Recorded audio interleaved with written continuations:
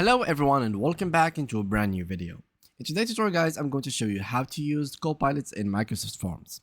Microsoft Copilot in Microsoft Forms helps you create surveys, queries, quizzes, feedback forms, and questionnaires faster by generating questions and form structures for simple prompts.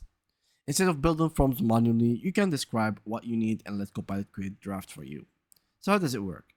So you could use the Copilot first in forms to save time and effort, so it can improve quality and accuracy and enhance engagement and insights.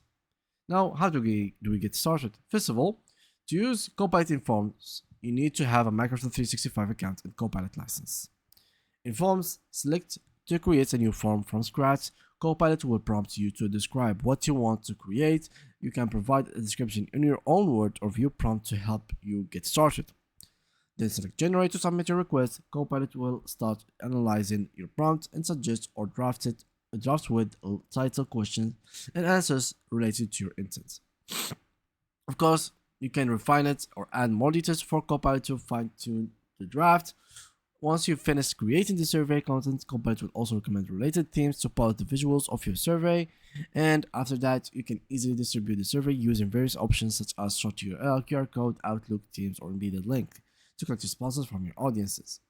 You can then automatically synchronize your live results with Excel for the web to analyze your latest data with more detail and flexibility. And this is how it works.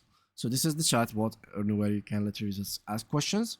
So simply just write down here your question or your prompt using plain English, or you can view the prompt guide so it can help you. Here are the example, the view prompt, how it looked. Craft survey for, get course evaluation feedback, which is so from for, etc.